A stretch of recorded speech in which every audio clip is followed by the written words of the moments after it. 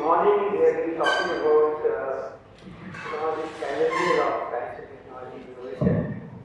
In the morning, Dr. Ram mentioned, and then later Dr. Suri mentioned. I'm going to go deep into some of the challenges that are going to be critical for country next 10 years. I'm not going for Viksit Bharat because things are going to change so much. In fact, 10 years itself. So there's no point in talking 30 years or 20 years from now.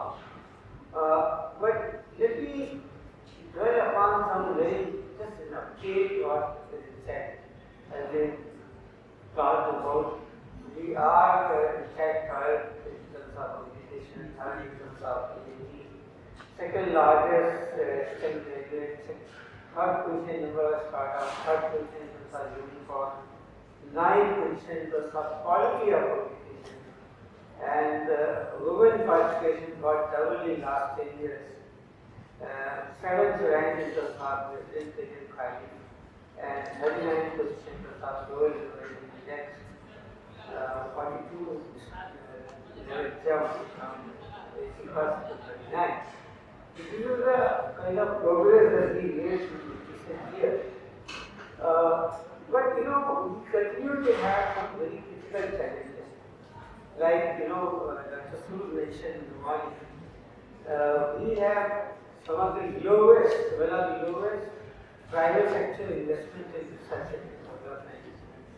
Nearly 39% of India. We have some of the world's lowest full-time equivalent researcher number, 262 per million population. Very inadequate representation of women in science, only 18.7%, global average is 30%. High technology input that Dr. Ram mentioned, materials and technology both are being imported, and especially the high-tech technology are being imported from abroad. We are publishing good number of research papers. Quality is good, and quality is very low. Low innovation index, although improved, but our innovation index is still low. And low patent filing and draft.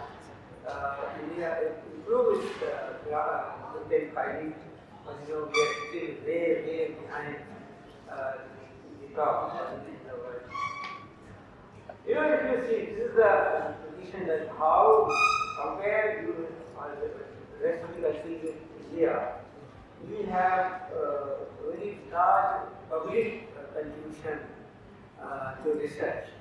Nearly 60% money is being contributed by government, as compared to other countries where the private sector contributes 78%.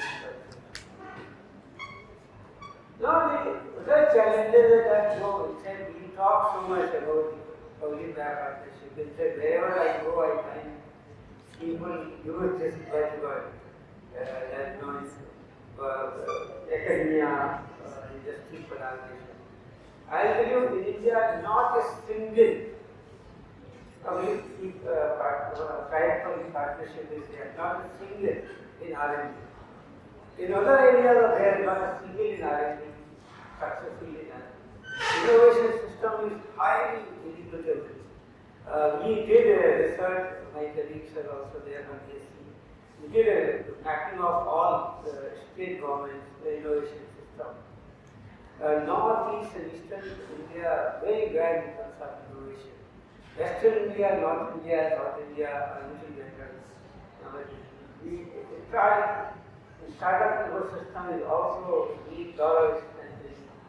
Open access policy is now started well. Like in the morning, Dr. Suri mentioned that we have now one nation, one certification model.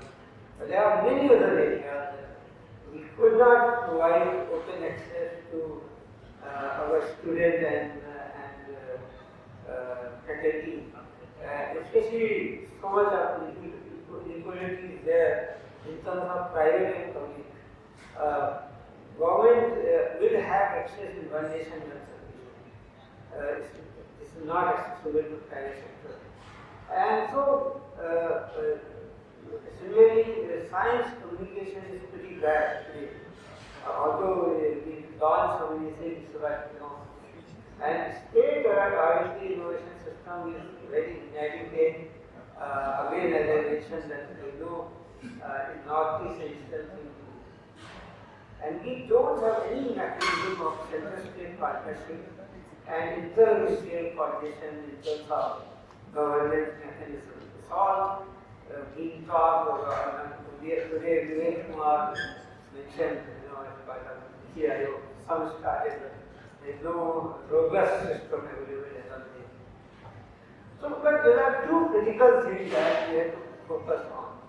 As I said, India's gross expenditure is 0.64% of the GDP. In fact, it is falling. Instead of increasing, it is falling. And then we have 3.62 lakh full-time equivalent researchers in the country, which is 262 per million population. Now, in general, it is seen that the full-time equivalent researcher number and the DRDO as percentage of GDP, they have a linear relationship. So, higher the money available for research, higher the number of researchers, or the vice versa. So, vice versa is very interesting that I am going to. So, India, when I am going to analyze how India will achieve 2% of GDP, then I will come back again to it. But look at these numbers. International comparison, India spent 0.64% of the GDP. Total budget in terms of billion dollars is $3.86 billion. 262 is the research number of PhD produced, total 40%, all basically included. And publications number and all. Look at other figures, and I think it was mentioned that USA produced spend 3.6%, 3.06% of the GDP, UK 1.75, China 2.23, South Korea 4.64, Japan 3.64. And look at their total money. In fact, if you compare India and China and India and US, the US spends something like 120 times more money than India. And China spends 80 times more than India. Now, see, don't go by these results like we are third in PhD, third in number. See, number will not matter when you look at the quality of communication. So, in fact, we have a serious, problem with the funding system. Dr. Shashi Bhushan is here from the ANRF. So, we have one major inequality that in India, most of the money, most of the research funding is utilized for intramural research. I give you a figure, 32% of the total research money goes to DRDO. 32%. Then 21% goes to ISRO and 13% goes to accounting. Put together, 65% of the money goes to these three departments, and all the three departments they do intramural research. They don't do extramural research. There is a mismatch of infrastructure and manpower. So wherever infrastructure is available, manpower is less. Wherever manpower is more, infrastructure is less. So just opposite. And the two ends are universities and research organizations. Research organizations in India, they have so much money allocated for research infrastructure. But universities, especially state universities, have very little money for infrastructure. And so there is a mismatch of these two things. Also, I think the morning it was shown by someone, I don't remember, that 65% of the extramural research goes to IITs and IITs. 65%.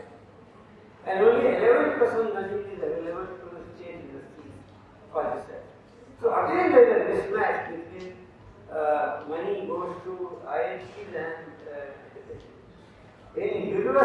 hardly any connect with the industry, and most of the state universities they have inadequate research funding. Now, these are some key targets when we prepared the Science and Technology Innovation Policy in 2020. These are some targets that we should achieve 2% of GDP by 2030 and in next 10 years, and also we have FTEs to become 4 times that. These are some of the targets that we have. This is the diagram that I am showing that if India, how can India achieve 2% of GDP? Can India produce 2% of GDP? We have been talking about this for long, and like many scientists, passionately and emotionally, they say we will achieve by 2% GDP in next 5 years. I believe this diagram shows. These are the bubbles even PSA has shown in the morning, it's more elaborate bubbles. So as I mentioned in the beginning, that full-time equivalent is such a number, and the money available in DRDO, they are linearly correlated. But the slope are different. So depending on how fast you want to achieve your full-time equivalent height. Very interestingly, so he did a study for India. So part 1, part 2, part 3 and part 4, 4 parts he created, and we found that it's very, very challenging to achieve 2% of GDP next 10 or even beyond that. A very interesting analysis that was done globally, that no country with FT less than 1200 could achieve 2% of GDP, which means India has 262 FT today. So you have to increase your manpower 5 times in 10 years. 5 times. Impossible. Almost impossible to achieve 5 times of FT up to for various reasons. You don't have any policy in place which can put everything. You need to have more number of postdocs. Today, number of PhDs are 25,000 per year. Number of postdocs, opportunity only 1,000. Unless postdoc opportunity become 5 times every day, you will not able to increase the manpower in the country. And if that is not there, then you will not able to achieve 2% of GDP. Even 1.5% GDP is very challenging. If you see all these countries, look at their FT. In fact, South Korea has 8,714 FT. US has 4,821, and India is just 262. So I think we have. I will end with this note that if India has to do well in science or in the research innovation, then we need to have to increase the full-time researcher to at least 3 times to achieve this. I will thank you.